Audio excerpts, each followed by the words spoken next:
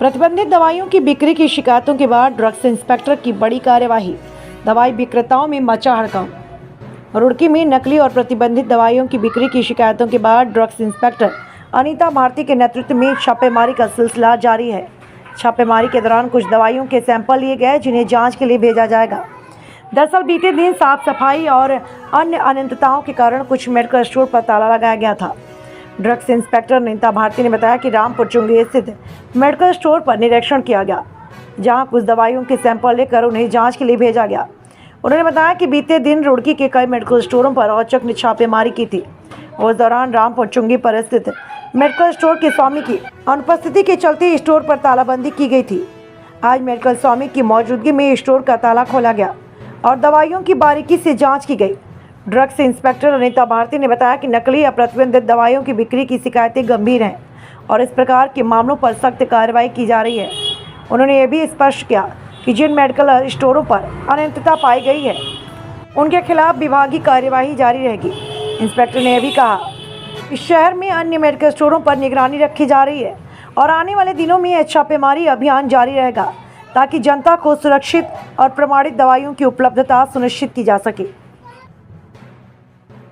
रुड़की क्षेत्र से मुझे लगातार शिकायतें मिलती रहती हैं कि कहीं पर नकली दवाइयाँ बेची जा रही हैं, कहीं पर नशीली दवाइयाँ जो है बिना प्रिस्क्रिप्शन के दी जा रही। इसी के रिगार्डिंग मेरे द्वारा कल भी और आज भी यहाँ पर विजिट किया गया और ये आज मैं यहाँ पे आई हूँ। कल मैं यहाँ पे आई थी तो यहाँ पर ऑनर्स नहीं थे तो दुकान मेरे द्वारा बंद कराई गई थी और आज इन्हें बुला करके जो इनके समक्ष मेरे द्वारा 4 दवाइयों के सैंपल लिए गए हैं ताकि पता चल सके कि यहाँ क्षेत्र में किस टाइप की दवाइयाँ बिक रही हैं। ये होलसेलर हैं, यहाँ पर अन्य भी जो होलसेलर हैं उनके यहाँ से भी दवाइयाँ जो है सैंपल जाँच हेतु भेजे जाएंगे। और जो कुछ मेडिकल स्टोर ऐसे हैं जहाँ पर कि बच्चों द्वारा जो है दुकान का संचालन किया जा रहा है, तो ऐसे में एक बार उन्हें सचेत किया जाता है कि वो लोग अपनी इस गलती को सुधारें और अगर वो अपनी गलती को नहीं सुधारते हैं तो उनका लाइसेंस जो है निरस्त करने की संस्तुति की जाएगी। कहते हैं यही मिलती हैं कि कहीं पर जो है फार्मासिस्ट नहीं है, कहीं पे जो है दुकान पे मालिक भी नहीं है, फार्मासिस्ट भी नहीं है, बच्चे जो है प्रैक्टिस कर रहे हैं। ये गलत है और ये नियम के विरुद्ध है। तो ये शिकायतें जहाँ पर भी मुझे मिलती हैं तो एक बार मेरे द्वारा उन्हें सचेत किया जाता है और अगर नहीं मानते हैं तो फिर उनकी लाइसेंस कैंसिल करने के साथ। एक्चुअली जो है फिलहाल जो कलियर की आप बात करेंगे, कलियर में लगातार मेरे पास ज़्यादा शिकायतें आती है। वहाँ पर मेरे द्वारा जो भी लाइसेंस प्रेजेंटली दिए जा रहे हैं वो फार्मासिस्ट को ही दिए जा रहे हैं और फार्मासिस्ट का राइट भी है कि लाइसेंस तो कोई भी ले सकता है अगर अप्लाई कर रहा है, बट वो कैसे चला रहा है, किस नियमों का फॉलो कर रहा है नहीं कर रहा है, ये बाद में देखने की बातें होती है। क्योंकि जो दवाइयाँ होती है कई दुकानें ऐसी मिलती है जहाँ पर स्टोरेज सही नहीं होता है और बहुत सारी दवाइयाँ बहुत सारी कॉस्टली होती हैं तो उनको एसी चाहिए होता है, 25 डिग्री सेंटीग्रेड अगर चाहिए उनको स्टोरेज नहीं मिल रहा है। तो मेरे द्वारा ये भी लोगों को सचेत किया जा रहा है कि वो लोग समुचित जो तरीके से है उनका स्टोरेज करेंगे और दवाइयों की जो गुणवत्ता है वो कम ना हो।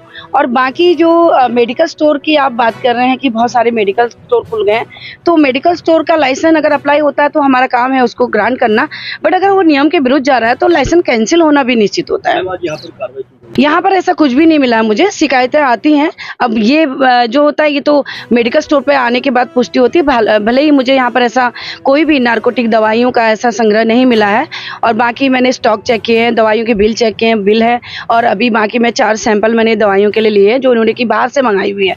तो कुछ बाहरी दवाइयाँ जैसे कि लगातार रुड़की में स्पूरियस दवाइयों का जो मैटर सामने आता रहता है तो इससे भी पुष्टि हो पाएगी कि दवाइयाँ कैसी हैं। दवा कंपनियाँ जो है यहाँ पे बहुत सारी कंपनियाँ ऐसी हैं जिनका इंटेंशन बुरा नहीं है, बट शायद कहीं ना कहीं उनके अंदर जो है उनके पास योग्य व्यक्तियों की कमी है और उस चीज़ को सही तरीके से नहीं चला पा रहे। तो मेरे द्वारा उन्हें सुझाव भी दिए जा रहे हैं कि आपको जो है जीएमपी के अकॉर्डिंग कैसे दवाइयों की जो है गुणवत्ता को बरकरार रखना है और कैसे दवाइयाँ बनानी है। अगर उनका स्टॉक प्रोडक्शन होता है किसी भी कंपनी का तो उन्हें टाइम दिया जाता है, अगर वो पूरा फुलफिल करते हैं तो उसके बाद से दोबारा विजिट होता है। वो सारी चीज़ें जो हम अपने रिपोर्ट में मेंशन करते हैं, जो कमियां होती है सारी रिपोर्ट में मेंशन करते हैं। देखो मैनुअली है, अगर दवाइयां बनेंगी तो यूज करेंगे। ग्लव्स ये गलत यही तरह के हैं, प्रैक्टिसेस बुरी हैं, उसी चीज़ को अवॉइड किया जा रहा है ना। जो रिवाइज जीएमपी अभी आ रहा है तो उसमें तो जो है बहुत सारी जो अभी उत्तराखंड की जो बात आई है कि बहुत सारे सैंपल फेल हुए थे तो उसी के रिगार्डिंग जो है अपग्रेड कर दिया गया। जो जीएमपी के जो रूल्स एंड रेगुलेशन है उसको अपग्रेड करते हुए रिवाइज जीएमपी लागू होने